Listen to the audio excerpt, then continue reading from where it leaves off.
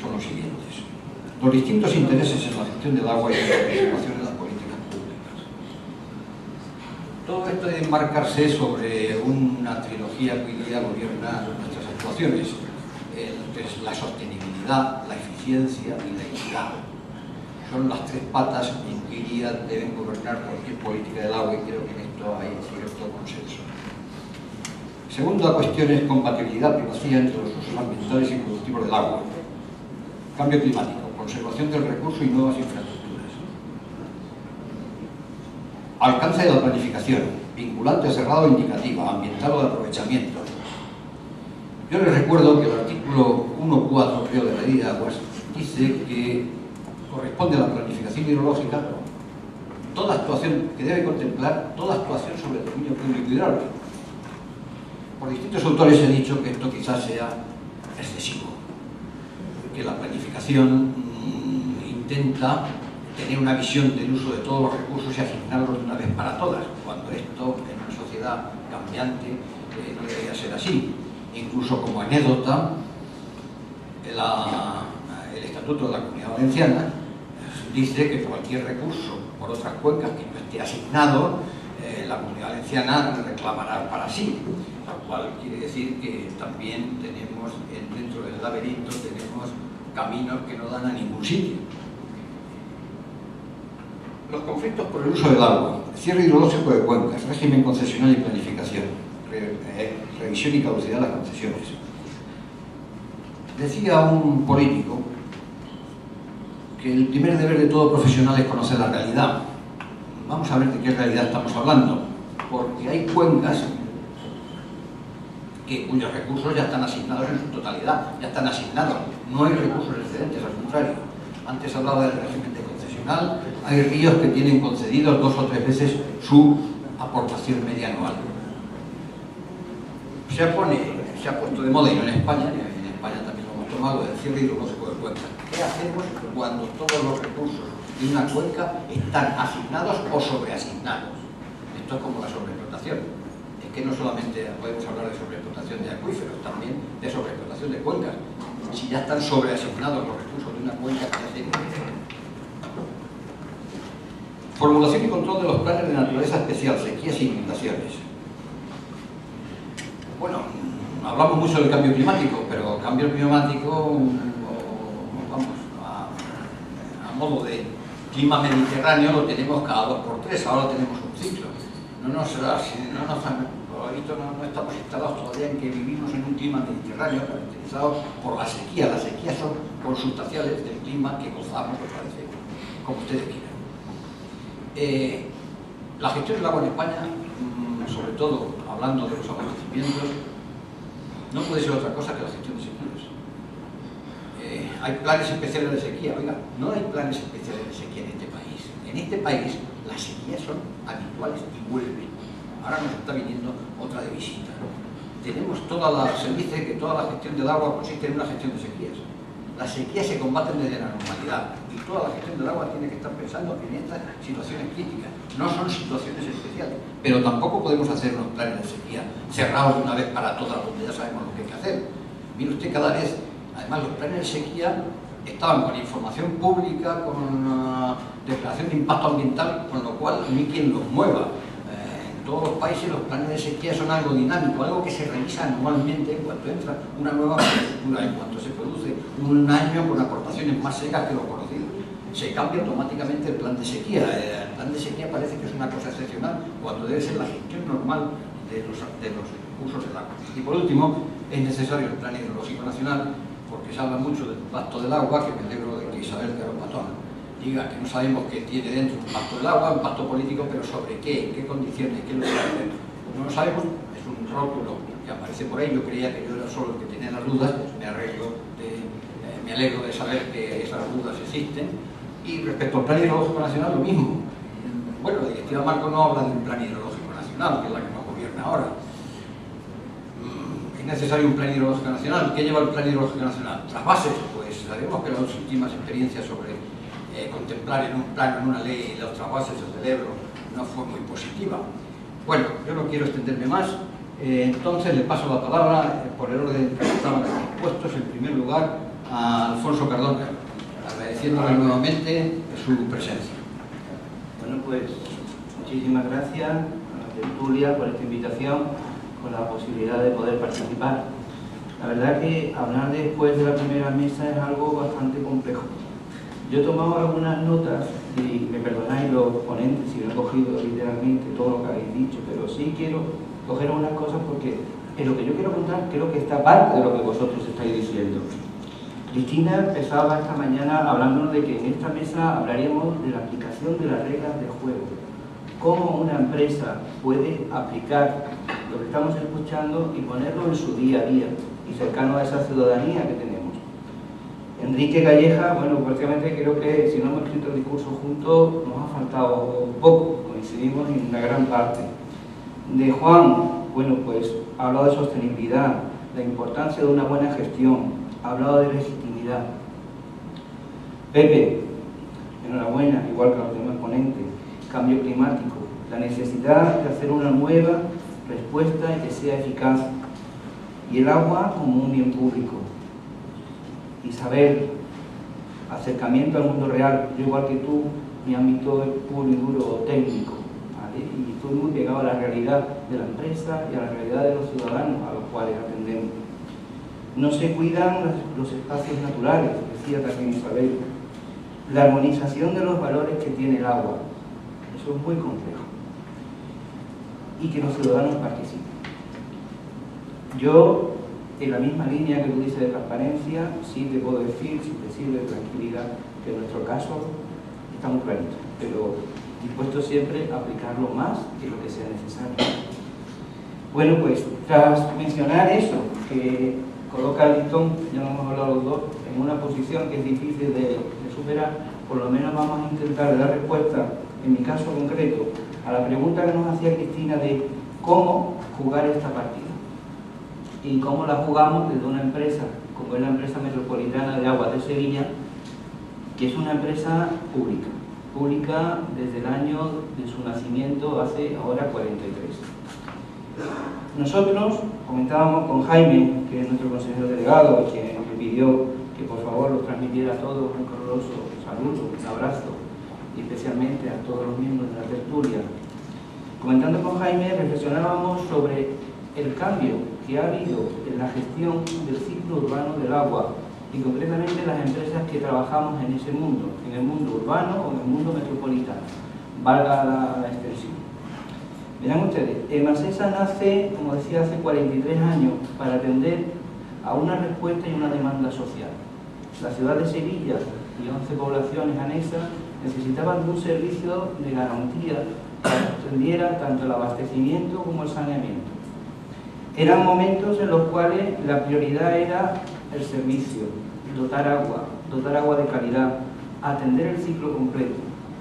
Fijarse que en aquella época hablar de plantas depuradoras, bueno, era como casi la última de la tecnología que había en el ciclo del agua. Estábamos casi en la primera fase de lo que son hoy en día las empresas que conocemos. En una época de grandes esfuerzos, de grandes infraestructuras, de grandes proyectos, pero también es la etapa en la cual se fundamenta y se crea las empresas municipales que hoy en día conocemos, por lo menos lo que es la nuestra. De ahí surge su grandeza o su buen hacer o la gestión que hacemos, con diferentes opiniones, por supuesto. Entre los años 92 y 96, la ciudad de Sevilla sufrió una sequía. Voy a ver a la línea de nuestro moderador, tampoco lo hemos puesto de acuerdo, pero vamos en la misma línea. Sufrió una sequía que hizo repensar muchísimo a los ciudadanos. Siempre se habla del agua, pero cuando tú ves que no tienes el agua en tu casa, tu concepto sobre el agua cambia. Ya no eran palabras, era una realidad y una realidad palpable. Las empresas de agua, además, nos ponían en unos auténticos dilemas. No podíamos suministrar agua. Empezábamos por bajar la presión. Empezamos luego por reducir horas. Llegamos a cortar el agua. Estoy hablando del año 92, en esa época. Han pasado 25 años. Afortunadamente, las tecnologías han avanzado, las infraestructuras, la gestión, Pero esa sequía hizo que la ciudadanía cambiase su concepto de lo que era el agua. Empezaron a una serie de pautas de ahorro, de consumo, de concienciación de que el agua en verdad era un bien escaso. Esa situación también nos sirvió a la empresa porque tuvimos que reinventarnos en muchísimas cosas. Tras esos 25 años de avance, las cosas han cambiado, pero han cambiado muchísimo. No solo en la tecnología. Los mayores cambios los vemos en la sociedad. La sociedad ya no es la que era. Ni el medio natural, como también decíais antes, ni tampoco es lo mismo las condiciones socioeconómicas. Hablábamos antes de legitimidad. Ya las soluciones no son simples, ya no vale el porque yo lo digo, ya son soluciones que hay que consensuar, de llegar a un acuerdo con todos aquellos que participan con nuestra gestión. Estos son cambios que ya están, pero tenemos que ser conscientes de otros cambios que vemos en el horizonte. Negar el cambio climático, bueno, como el que no quiere negar una obviedad, cada uno hace lo que quiere, pero las que tenemos ciertas responsabilidades frente a otros y en unos suministros como es el agua, que es un derecho humano y un bien escaso, tenemos que estar ahí pendientes de ese cambio, tenemos que estar pendientes de cómo actuar. Ante estos cambios, ante estas nuevas situaciones complejas y estas nuevas demandas y necesidades, en Masesa se plantea cuál es su posición, se plantea cuál es su destino, cuál es su orientación y cuál es su necesidad que debe dar respuesta reclamada por los ciudadanos. Esto hace que nos pensemos en nuestra forma de actuar. Y nuestra forma de actuar tiene, en base a nuestra historia, unos principios. El primer principio es que somos públicos. Somos una empresa de ámbito público, de servicio público y de actividad pública. Y somos una empresa que tenemos un marcado carácter ambiental. Somos una empresa sostenible, que queremos trabajar en ese ámbito de sostenibilidad en los famosos campos de social, económico y ambiental. Para ello, para bajar esta idea al plano real, y como decía antes Cristina, cómo jugamos la partida, hemos elaborado un plan estratégico. Este plan estratégico, del cual voy a contar parte del mismo, se ha denominado Gestión Pública Sostenible. El nombre GPS no es un nombre pensado a la ligera. GPS para todos es muy conocido. Todos sabemos que al montarnos en el coche ponemos el rumbo, quiero ir a tal ciudad, quiero ir a tal calle, y nos marca el camino, la velocidad, los problemas, otras rutas, alternativas. Debajo de eso hay muchísimo trabajo, hay mucha cartografía, mucho sistema informático, mucha señalética, pero al final el GPS es nuestra herramienta, y esa es la herramienta que tiene Masesa. Gestión Pública Sostenible. Sobre eso hemos creado lo que pensamos que puede ser nuestro nuevo destino y cómo poder llegar hasta él. Tú tienes que definir, ante un posicionamiento de esto, dónde quieres que estar tu empresa, tienes que replantearte tu misión, tu visión, tus valores y sobre todo cómo afrontar esa línea estratégica que nosotros hemos considerado en 5 en base a las demandas. Entonces, antes de hablaros de la denominación de las líneas, lo que queremos contaros es cuáles son esas demandas que hemos percibido, que son las que nos han hecho tener que replantearnos nuestro futuro y cómo dar respuesta. Las primeras han salido esta mañana, demandas de la sociedad. Hoy en día la sociedad no se conforma con estar ahí. Hoy en día la sociedad demanda una mayor participación. Y cuando hablo de sociedad no hablo de un ente etéreo que nadie conoce. Hablo de las asociaciones de vecinos, hablo de los distritos, hablo de los comerciantes, hablo de un conjunto, de un colectivo muy amplio que siempre está demandando esa participación. Participación no solo en la transparencia y conocer, sino participación en tomar esas decisiones. Antes, yo recuerdo cuando era pequeño, tú de buenas primeras llegabas a una calle y al día siguiente la veías abierta, la habían anunciado, pero la veías abierta. Hoy en día no podemos abrir una calle para hacer una actuación, salvo que sea de extrema urgencia, sin antes haber consensuado con vecinos, distritos, comerciantes y distintas asociaciones la afección que tiene esa calle. A mí no se me ocurriría abrir la calle Sierpe, que es la principal de Sevilla, que más comercio tiene en plenas fiestas navideñas. Eso es impensable. Pero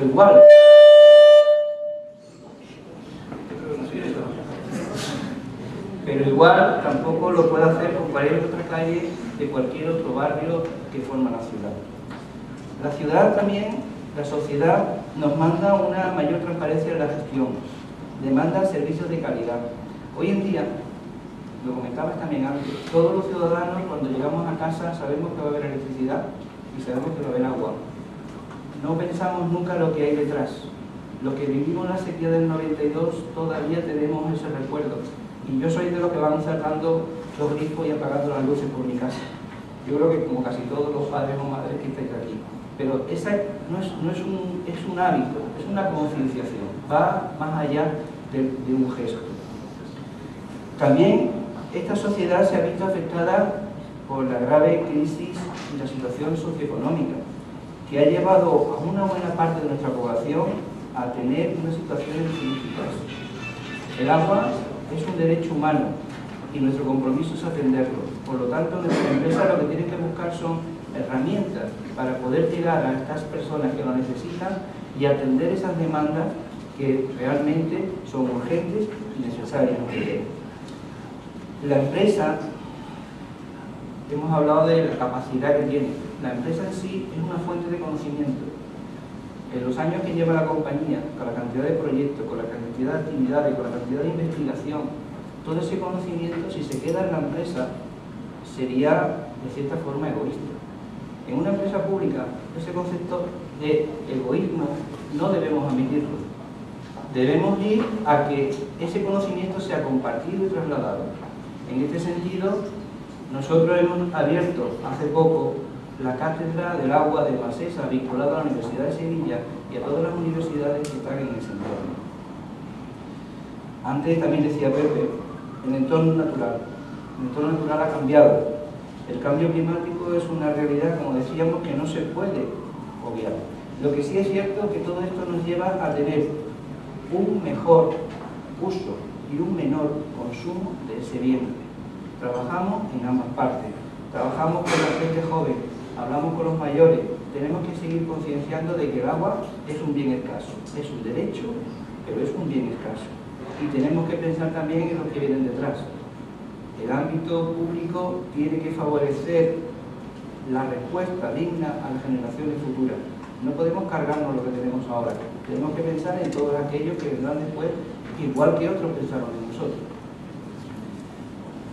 El ámbito económico, os contaba antes, que ha afectado a buena parte de la sociedad, pero también ha afectado muy duro a las empresas. Esos tiempos, donde había cantidades de dinero provenientes de Europa o de otras entidades, ese dinero se ha perdido, o se va a agotar, o va a dejar de llegar. Las empresas no podemos seguir pensando en esa forma de financiación, tenemos que aplicar otras que sean acorde a nuestra actividad y acorde a lo que podemos abordar. Y eso nos lleva a trabajar en una doble vía. En primer lugar, tenemos que seguir trabajando en conseguir esas mejores opciones, pero al mismo tiempo tenemos que conseguir en que sean las mejores opciones económicas. Es decir, tenemos que trabajar internamente en lo que es la efectividad y lo que es la mejor gestión de una empresa en cualquiera de sus ámbitos. Pensar que yo en Masesa, se lo contábamos antes, yo llevo 31 años, no he cambiado de empresa, cierto, pero no he estado más de 2 años en el mismo área. O sea, ¿cómo una empresa de agua tiene capacidad para ir moviendo a gente durante tantos años en diferentes aspectos? Yo creo que tenemos de todas las profesiones. Y eso es una riqueza. Y esa riqueza al mismo tiempo nos hace que seamos más exigentes en nuestra gestión y en nuestra efectividad. No podemos olvidar en todo este conjunto el motor de la compañía, que al fin y al cabo son las personas que lo forman. Es decir, no todo está fuera, no todo es política hacia el exterior, no todo, sino una empresa cuando tiene que bajar esto al terreno y hacer que esto funcione en su día a día. El ejemplo básico es que las personas se encuentren alineadas, motivadas y con una vocación de servicio. En más, en nuestro caso, que somos una empresa de servicio público. Las empresas son las que basan su fundamento y su crecimiento en el crecimiento de sus propios empleados. Tenemos que entender un nuevo cambio cultural, nuevas formas de entender. No puede haber enfrentamientos sindicatos-empresas, no. Aquí solo hay un fin común, y el fin común es el que establece la política de la compañía, que es la gestión pública sostenible. Entonces, ello nos lleva a crear esos espacios y esas actividades. Por ejemplo, yo recordaba que antes la salud era la prevención de riesgos laborales, era importante de 8 a 3. Bueno, y a partir de las 3, me da igual, ¿no? Es decir, yo tendré que tener los medios adecuados para atender la salud en el ámbito laboral y procurar que esas personas, que son mis personas, que soy yo, puedan seguir teniendo una calidad de vida. La salud no se acaba a las 3, la salud continúa. Y si encima de eso conseguimos incluir esos buenos hábitos en el entorno familiar, igual que trasladamos otras experiencias, pues al final es un beneficio mutuo. Esto, que puede parecer un poco raro, a la gente que formamos una empresa nos gusta. Es decir, oye, dame pautas, dame información, y si encima me lo dan mis propios expertos, pues mejor todavía, lo hago más bien. Antes también ha mencionado nuestro moderador los requisitos normativos. Todas las empresas tienen que hacer frente a esos requisitos. Han cambiado muchísimo la regulación, la analítica química, las condiciones ambientales, las condiciones de los materiales. Hoy en día no podemos trabajar con materiales que hace años usábamos, lo que nos lleva a tener una doble vía: estar en la vanguardia de las nuevas tecnologías para afrontar esto y seguir trabajando en reponer o remediar estos materiales que siguen existiendo. Para ello trabajamos muchísimas cosas, como los microtúneles. Parece una tontería, pero abrir una avenida y en lugar de eso hacer un microtúnel, por lo cual evito molestias a los clientes, no elimino el comercio, no perjudico el tráfico, y encima las condiciones ambientales de reducción de gases de efecto invernadero son mejores, y económicamente también es un logro. Buscar soluciones globales frente a estos problemas es lo complejo, pero esa es nuestra labor. Como decía, nuestro plan estratégico ha llevado a la empresa a plantearse esta nueva situación. Este plan estratégico no es algo etéreo, esto ya está funcionando. Llevamos funcionando con él por prácticamente 11 meses y ya empezamos a ver los resultados. Y la información se ha agrupado en base a las 5 líneas estratégicas que por este discurso ya habéis adivinado: gobernanza, garantía y fiabilidad del servicio y la prestación, enfoque y proyección ambiental, orientación hacia las personas, comunicación y participación con los grupos de interés. Estamos abiertos a esa participación y definiendo los mecanismos para poder establecerlo. Todo esto hoy en día es una realidad y poco a poco irá cobrando más fuerza. Este plan estratégico con 5 líneas contiene 84 actuaciones concretas, cada una desplegada en hitos con sus cronogramas típicos como nos gusta a los ingenieros, para así ir controlando su grado de ejecución y avances. Esto es nuestra forma de entender cómo llevar a la práctica y cómo poder gestionar el ciclo integral del agua. La empresa, entendemos, debe ser consciente y consecuente de su realidad, del tiempo en el que vive y de la necesidad que hay a su alrededor. Es complejo y pensamos que la única forma de poder construir ese futuro es construyéndolo, y que para ello el camino necesario es una gestión pública y sostenible. Muchas gracias.